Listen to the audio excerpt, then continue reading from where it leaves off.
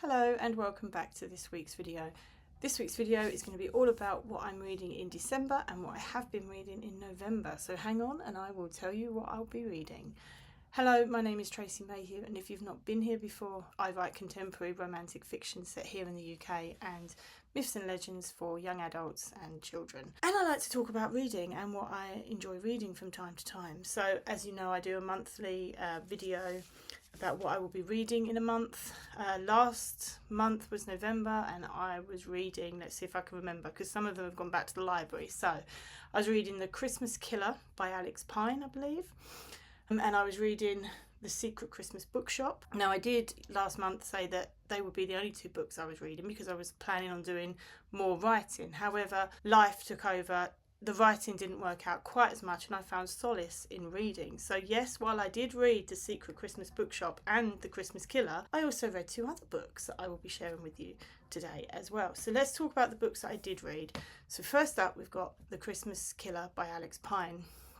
Now, while I really enjoyed this book, I did find it was a bit slow in places, and the procedural investigation at times was a little bit, I could see what was coming, but I did enjoy it and the characters were really good, they were well written. I could have done with more sense of place because it was set in the Lake District, which, as you know, I love the Lake District.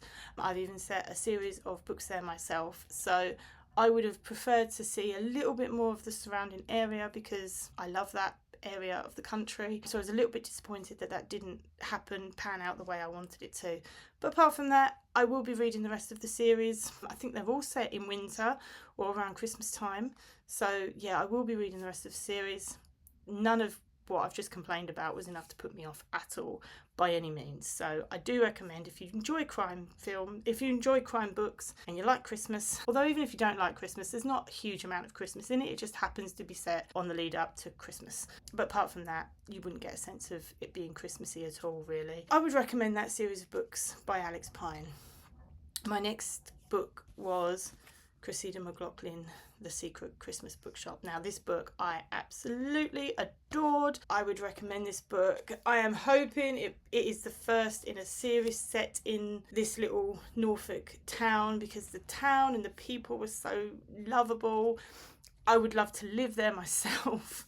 Yeah, I just really enjoyed this book. It had all the Christmas vibes. There was a goat called Felix who wore Christmas jumpers. Yeah, it was just lovely. It was just really lovely. And the hero in this book, he was just the sweetest guy. Like, he was just lovely in it. The heroine, I loved her as well. She was really relatable.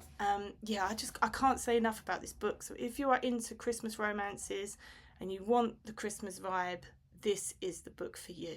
I would highly recommend this book. So this is the first of my surprise reads because I wasn't expecting at all to be reading any more than the two books I've already mentioned. But as I say, life kind of got in the way. So the first book I started reading, I blame someone that I taught actually, because I was teaching one day and this boy was reading this book and I fell in love with the cover and I started chatting to him about the book.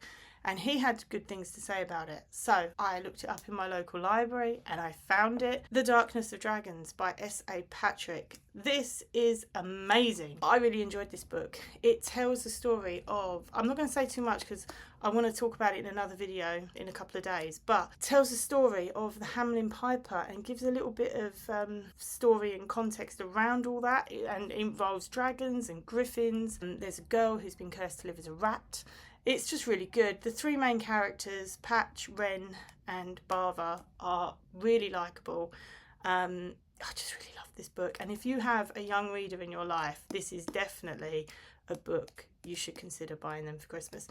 It's the first in a series called Songs of Magic. I'm going to start, the second one is on my TBR list for this month anyway, so I'll talk about that in a second. And it's just really good. It ends on a cliffhanger. I can't say enough good things about this book either. As I say, if you've got a young reader in your life, definitely check this book out. Definitely check the series out because I don't think you'd be disappointed. So yeah, I love that book as well. And the other book that I read, which has gone back to the library so I don't have, is, if you've been around for a while, you've heard me talk about the podcast Rock, Paper, Swords with Matthew Harvey and Stephen A. Mackay. They are both historical fiction writers and they talk to a lot of historical fiction authors. Recently, I think it was in the beginning of September, they went to the historical novelists conference in Devon, I believe, and they did a series of roving interviews. And one of the ladies that they interviewed was called Patricia Bracewell, and she writes a series of books about Emma of Normandy, which is a part of my own country's history that we don't get taught in schools. We basically get taught from the Battle of Hastings onwards, but this happened in the years running up to the Battle of Hastings, and it's about Emma of Normandy who comes over to marry Athelred, and it's all about how she kind of adapts living in Britain and finding her own feet and her own power, and it's written from her point of view. It is really, really good. It's called The Shadow on the Crown, and I would highly recommend that book. It's the first part of a trilogy as well, and unsurprisingly the second book is on my December TBR list. So let's talk about December, shall we? So the first book is The Vanishing of Griffins, which is the second book in the Songs of Magic series by S.A. Patrick. This I'm really looking forward to getting into. You can see I've already started reading it.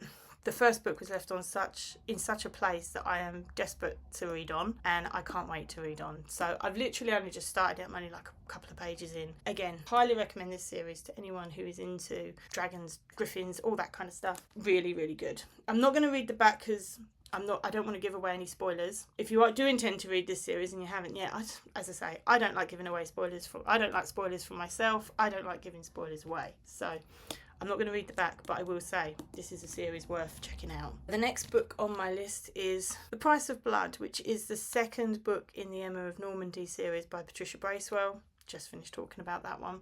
Again, I'm not going to say anything. I don't want to sort of explain what happened at the end of the last book, but this book picks up pretty much straight away from where book one finished. And again, it's a book that I'm very much looking forward to getting into, and I will be reading book 3. Will probably be one of my reads in January as well, because quite frankly it's addictive. Once you get in it, the history, the writing is so immersive. I feel like I'm there in 1003, 1002. It's wonderful. I love it.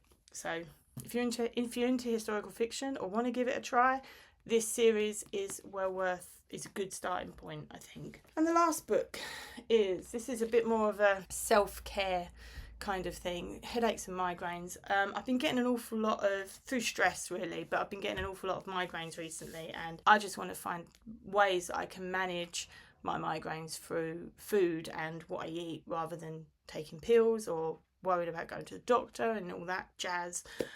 So yeah, I am going to this has a section where it explains all the different types of headaches, what you can do about each one and things like that, and then it's got some recipes with pictures, which is always good. I like to see what I'll be cooking and what they should look like, even if they don't turn out quite like they do in the picture. But yeah, they've got some recipes and that. So yeah, I got this from the library, but just flicking through already, I think I'm probably going to buy my own copy of this, because this sounds like something I should have in my toolkit, because obviously I suffer from migraines. Anything's worth a shot as far as I'm concerned. That's it for this month. That's my December reads.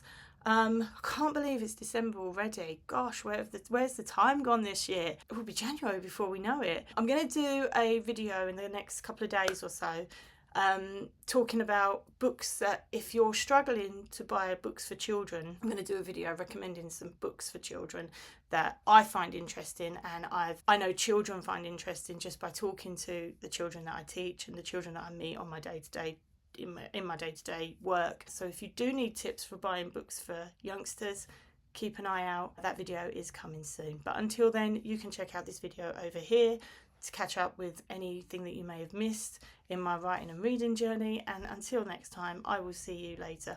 Have a good week. Bye.